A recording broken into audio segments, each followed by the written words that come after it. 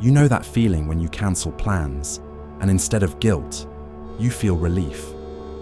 Like your body just exhaled for the first time all week. Being alone isn't the problem. The exhaustion comes from the performance. The years of showing up, smiling through it, pretending the noise doesn't drain you. There are people who've stopped trying to explain why they'd rather stay home. They're not running from connection. They're running towards something the world doesn't value enough to name. Peace that doesn't require an audience. They're not protecting something fragile. They're preserving their energy from people who take more than they give. And after decades of performing socially, they've finally chosen themselves. Why does walking away from everyone feel like the sanest thing you've ever done? Schopenhauer believed that the more someone needs other people, the less they have within themselves. That sociability is inversely proportional to the richness of your inner world. And here's what that actually means for you. If you can be alone without feeling empty, it's not because something is missing. It's because you've built something most people never do. A life that doesn't collapse the moment the room goes quiet. And what comes next will show you exactly what that something is, and why it might be the most valuable thing you'll ever understand about yourself. Here's what's actually happening. When someone walks away from everyone, not out of anger, not out of bitterness, but out of deliberate choice, they're not failing at connection. They're succeeding at something the world doesn't teach: emotional recalibration. Their nervous system has learned that most social interactions don't recharge them. They drain them. And after years of forcing themselves to enjoy crowded rooms, loud conversations, and surface-level friendships, they've finally stopped pretending. What if this isn't a flaw? What if it's a design? What if the reason you feel more alive in silence than in noise isn't because you're broken, but because you've developed something rare: high internal self-presence? Your inner world is so rich, so complete, that it doesn't need constant external validation to feel real. Your thoughts don't need an audience. Your peace doesn't need witnesses. And your life doesn't need applause to have meaning. Most people's hearts beat faster in crowds. Yours beats steadier in silence. That's not emptiness. That's clarity. And here's what most people never understand. This kind of clarity doesn't come from avoiding life. It comes from living it so deeply, so intentionally, that you've learned to distinguish between what nourishes you and what drains you, between what adds to your peace and what takes from it, between connection that feels like oxygen and connection that feels like suffocation. But here's the interesting part. This wasn't always the case. It wasn't always this way. There was a time when they tried. They showed up to dinners, accepted invitations, smiled through small talk, and wondered why it felt like work instead of joy. They watched others light up in social settings and thought, why don't I feel that? Why does this exhaust me instead of energize me? I remember someone telling me once that being alone too much would make me strange, that I needed people to stay normal. And for years, I believed it. I forced myself to socialize, to attend gatherings, to fill my calendar with plans I didn't want. And every time, I'd come home drained, wondering what was wrong with me. Why did everyone else seem to thrive in noise while I needed silence just to breathe? But then something shifted. I realized that my need for solitude wasn't a flaw. It was a feature. My sensitivity to noise, to energy, to the performance of socializing. It wasn't weakness. It was depth. And the moment I stopped apologizing for it, everything changed. I stopped seeing my home as a hiding place and started seeing it as a sanctuary. I stopped seeing my solitude as loneliness and started seeing it as freedom. I stopped measuring my worth by how many invitations I accepted. I started measuring it by how much peace I protected. I stopped forcing myself to enjoy things that drained me. I started honoring the quiet rhythms that recharged me, and for the first time in my life, I felt like I could breathe without performing, like I could exist without explaining, like I could be myself without apologizing. Their preference for solitude isn't a rejection of life. It's a way of living, a way of protecting their peace from people who take more than they give. a way of preserving their energy for things that actually matter. And after decades of trying to fit into a world that glorifies constant connection, they've finally chosen themselves. And that choice, it's also a way of living. There's a psychology behind this that most people never understand. The people who walk away from everyone aren't antisocial. They're selectively social. They're not avoiding connection. They're avoiding shallow connection. They're not running from people. They're running from the performance that most relationships demand. Schopenhauer wrote about this over a century ago.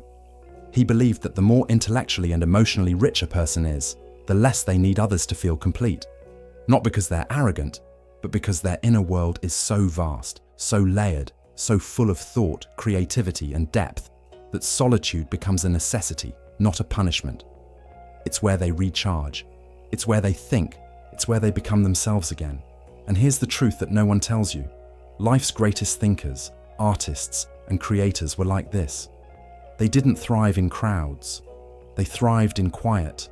They didn't find meaning in constant connection. They found it in solitude, in reflection, in the space to think without interruption.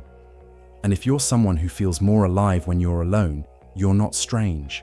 You're in good company. Still, here's a curiosity. What are they protecting themselves from? When someone walks away from everyone, they're not just protecting their time, they're protecting their energy, their peace, and their sense of self. And there are 3 psychological reasons why this happens. First, they've learned that most social interactions are energetically expensive. For them, socializing isn't a recharge. It's a drain. Every conversation, every gathering, every dinner, it costs them something. And after years of giving more than they receive, they've finally stopped. They've realized that their energy is finite, and they'd rather spend it on things that matter than on people who don't. Second, they've learned that most relationships are performative. People don't want to know you. They want to know the version of you that makes them comfortable. And for someone who values authenticity, that performance is exhausting. So they stop performing. They stop pretending. And they walk away from anyone who can't handle the real them. Third, they've learned that solitude isn't loneliness. It's peace. It's clarity. It's freedom. And once you've tasted that kind of peace, the kind that doesn't require you to smile through discomfort, to nod through shallow conversations, to pretend you're enjoying yourself when you're not, you can't go back. You won't go back. Because you've built something most people never do, a life that doesn't collapse the moment the room goes quiet. And here's a secret they rarely say out loud. Their dog doesn't judge their silence. Their cat doesn't drain their energy. Their home doesn't demand a performance. And in a world that constantly asks them to be more, do more, connect more, that kind of peace is priceless. If you are someone who finds more peace in solitude than in crowds, you're not alone. This journey of choosing peace over performance is happening quietly, all over the world, right now. After years of trying to fit in, millions of people like you are finally choosing themselves. Before we go deeper into what this means for your life, take a moment to join this quiet corner of the internet, a space for people who've spent decades feeling different and are finally finding their peace. And if this resonates with you, share in the comments what part of this journey touched you most deeply. Your words might be exactly what someone else needs to hear today. You're not alone in feeling this way. Let's continue, because what comes next might be the very thing you've been carrying in silence for years. Let me shift for a moment and speak directly to you. Not about you, to you. What if nothing is wrong? What if the reason you feel more alive when you're alone isn't because you're broken, but because you're built differently? What if the world needs more people like you? People who don't need constant noise to feel alive, who don't need validation from crowds to feel worthy, who don't need to perform to feel real. I spent years thinking I was broken. I'd watch people around me laugh in groups, make plans, text constantly, and I'd wonder, why don't I want that? Why does the idea of a crowded party make me feel exhausted before I even arrive? Why do I feel relief when plans get cancelled instead of disappointment? And then I realized I wasn't broken. I was just different. My energy worked differently. My peace looked different. And my life didn't need to look like everyone else's to be meaningful. I remember the exact moment this clicked for me. I was sitting in my living room on a Friday night, alone, reading a book. My phone buzzed with an invitation to a party, and instead of the usual guilt, I felt something else. Clarity. I didn't want to go, not because I was afraid, not because I was sad, but because I genuinely preferred where I was, in the quiet, in my own company. And for the first time, I didn't apologize for it. I just said no, and it felt like freedom. Schopenhauer called this the richness of the inner world. He believed that people who need constant external stimulation, constant socializing, constant noise, constant connection, are people whose inner worlds are empty, not because they're bad people, but because they haven't built anything inside themselves worth staying with. And so they run from solitude. They fear it, because when the noise stops, they're left with nothing. But you're different. You've built something inside yourself that most people never do. A life that doesn't need an audience. A peace that doesn't need witnesses. A sense of self that doesn't collapse the moment you're alone. And that's not emptiness. That's freedom. At 50, 60, 70, you've earned the right to choose peace over performance. You've earned the right to say no to things that drain you. You've earned the right to build a life that doesn't exhaust you. And if that means walking away from everyone, then so be it. Because you're not losing anything. You're gaining everything. And now it's time to talk directly to you about what this actually means. Maybe you are one of these people. Maybe you've spent years feeling guilty for preferring your own company. Maybe you've been told you're too quiet, too distant, too cold. Maybe you've wondered if something is wrong with you because you don't feel lonely when you're alone. Let me tell you something. It doesn't mean you never get lonely. It doesn't mean you don't crave connection. It just means that your version of connection looks different. You don't need 100 shallow friendships. You need 1 or 2 deep ones. You don't need constant noise. You need intentional presence. You don't need to be around people all the time. You just need to be around the right people at the right time. And here's the difference. Solitude is chosen. Loneliness is not. Solitude is rest. Loneliness is isolation. Solitude gives you strength. Loneliness drains it.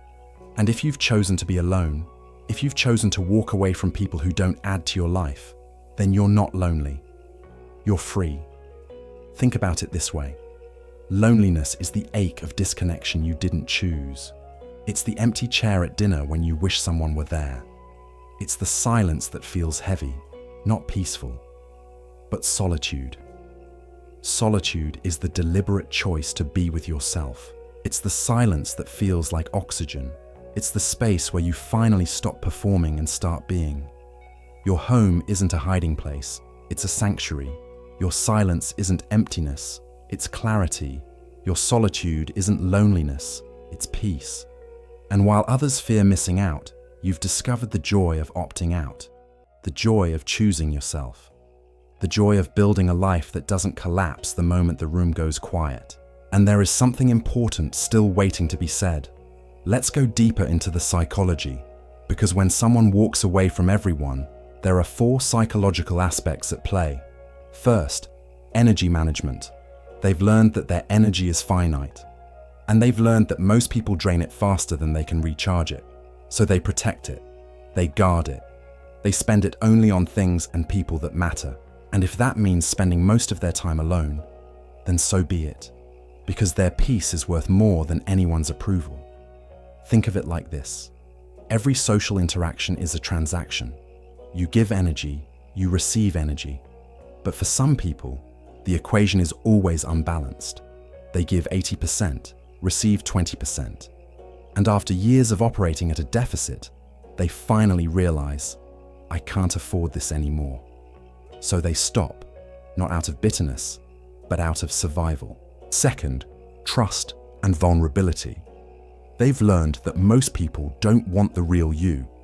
They want the version of you that makes them comfortable. And for someone who values authenticity, that performance is exhausting. So they stop performing. They stop pretending. And they walk away from anyone who can't handle the real them. Here's what that looks like in practice. You share something real, a fear, a doubt, a vulnerability, and you watch them recoil, not dramatically, just subtly. A shift in their eyes, a change in their tone, and you realize they don't want depth, they want surface, they don't want truth, they want comfort, and you're done providing it. Third, complex inner life. They have a rich inner world. They think deeply, they feel deeply. They process life in layers that most people never reach. And because of that, they don't need constant external stimulation. Their thoughts are enough. Their creativity is enough. Their inner world is enough. And solitude isn't emptiness. It's oxygen. Rilke wrote about this. The only journey is the one within. And for people with complex inner lives, that journey is endless. There's always something to explore, to understand, to create. And solitude isn't isolation. It's the space where that exploration happens. Fourth, control over environment. They've learned that they can't control other people, but they can control their environment. And if being alone means they can finally breathe, finally think, finally be themselves without interruption, then that's what they'll choose, because their sanctuary is worth protecting. And here's the paradox. Sometimes the reason they love being alone is because the world once disappointed them. Maybe they were hurt. Maybe they were betrayed. Maybe they gave too much and received too little, and so they learned to protect their peace, not out of bitterness, but out of wisdom. Because protecting your peace is emotional wisdom, not emotional weakness. Jung called this individuation the process of becoming who you truly are, separate from the expectations of others. And Schopenhauer believed that the richness of your inner world is inversely proportional to your need for external validation. And if you've walked away from everyone, if you've chosen solitude over shallow connection, then you're not broken. You're individuated, you're free, and you're exactly where you need to be. Picture this. You're standing at your window, watching life continue outside. People rushing, talking, laughing, moving, and you feel nothing. Not sadness, not envy, just peace, just quiet, just the gentle rhythm of your own company. Society glorifies busyness as if stillness is failure. It glorifies constant connection as if solitude is loneliness. It glorifies noise as if silence is emptiness. But you know better. You've learned that rest is part of growth, that stillness is part of clarity, that silence is part of peace. And you've discovered something most people never do: self-companionship. The ability to be with yourself without needing distraction. The ability to sit in silence without needing noise. The ability to be alone without feeling lonely. And that's not emptiness, that's freedom. Your cat curled beside you understands more than most people ever will. Your home, your books, your quiet mornings, they don't demand anything from you. They don't drain you. They don't judge you. They just are. And in a world that constantly asks you to be more, do more, connect more, that kind of peace is priceless. While others scroll through social media, comparing their lives to curated highlights, you're sitting in the stillness of your own truth. While others fill their calendars with obligations they don't want, you're protecting your time like the finite resource it is. While others fear missing out, you've discovered the joy of opting out, the joy of choosing yourself, the joy of building a life that doesn't exhaust you. And that's not loneliness, that's serenity. You are not strange for preferring your own company. You are not broken for not feeling lonely when you're alone. You are not cold for walking away from people who drain you. You are not failing at life because your life looks different from everyone else's. You are building a life that doesn't exhaust you. You are protecting your peace from people who take more than they give. You are choosing yourself after decades of choosing everyone else. And that's not selfishness. That's survival. That's wisdom. That's freedom. And one day, you will open your door again, not because you're forced to, but because you choose to. Not because you need people to feel whole, but because you've found someone who adds to your peace instead of taking from it. Someone who doesn't drain your energy. Someone who doesn't demand a performance. Someone who sees you, truly sees you, and doesn't ask you to be anything other than what you are. And until that day comes, you'll be here. In the quiet, in the peace, in the sanctuary you've built for yourself. And you'll be okay, because you've learned something most people never do. That solitude isn't loneliness, it's freedom. And freedom is worth protecting. You've earned this peace. After decades of trying to fit into a world that never quite fit you, you've finally chosen yourself.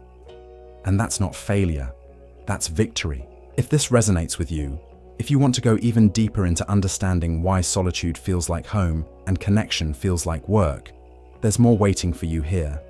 Another conversation, another layer, just for you. This is Alone Together, a quiet corner of the internet for people who choose solitude over half-hearted connections. If you're here, you're not broken, you're just built differently, and you're not alone in being alone.